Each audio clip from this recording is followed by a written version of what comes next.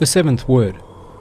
If you want to understand what valuable, difficulty-resolving talismans are the two parts of the phrase, آمنت بالله وباليوم الآخر. I believe in Allah and the Last Day, which solve both the enigmatical riddle of creation and open the door of happiness for the human spirit. And what beneficial and curative medicines are reliance on your Creator and taking refuge in Him through patience and entreaty, and supplicating your Provider through thanks.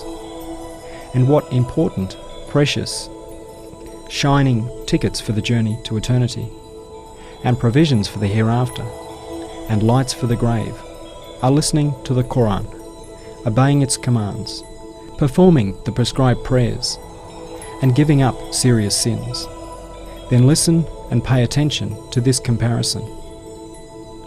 One time a soldier fell into a most grave situation in the field of battle and examination, and the round of profit and loss.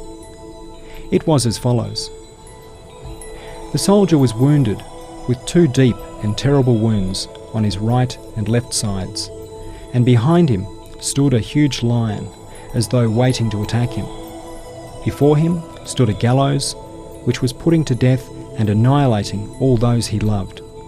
It was awaiting him too. Besides this, he had a long journey before him. He was being exiled. As the unfortunate soldier pondered over his fearsome plight in despair, a kindly person shining with light like Hizr appeared. He said to him, "Do not despair. I shall give you two talismans and teach you them. If you use them properly, the lion will become a docile horse for you, and the gallows will turn into a swing for your pleasure and enjoyment. Also, I shall give you two medicines.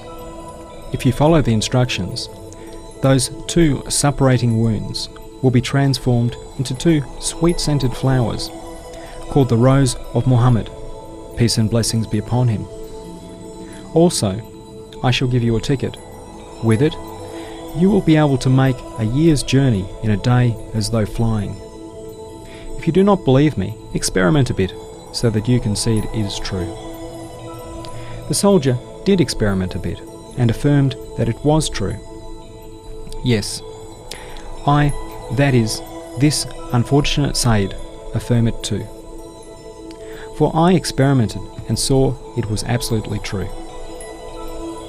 Some time later, he saw a sly, debauched-looking man, cunning as the devil, coming from the left, bringing with him much ornamented finery, decorated pictures and fantasies, and many intoxicants. He stopped before the soldier and said, "Hey, come on, my friend. Let's go and drink and make merry. We can look at these pictures of beautiful girls, listen to the music, and eat this tasty food." Then he asked him, "What is it you are reciting under your breath?" "A talisman," came the reply. "Stop that incomprehensible nonsense. Let's not spoil our present fun." And he asked a second question. "What is that you have in your hand?" "Some medicine," the soldier replied. "Throw it away. You are healthy. There is nothing wrong with you. It is the time of cheer."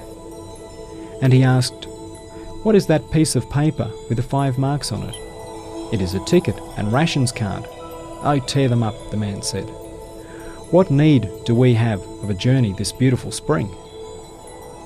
He tried to persuade him with every sort of wile, and the poor soldier was even a bit persuaded. Yes, man can be deceived.